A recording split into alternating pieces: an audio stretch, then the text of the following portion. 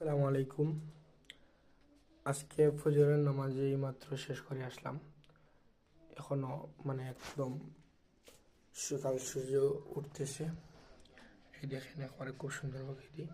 এই মসজিদের মুসল্লিরা যাইতেছে। এইমাত্র নামাজ শেষ করে রুমে আসলাম। আইসা দেখি যে আমার রুমে যেখানে আমি একটা টেবিল আছিল, টেবিলে একটা বক্স রাখা।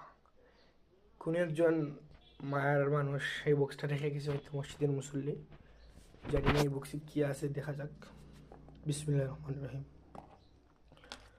মাশাল্লাহ, উনি একটু গরম গরম তিনটি আমাকে চপ বানিয়ে দিয়ে গিয়েছে, খুব সুন্দর লাগতেছে।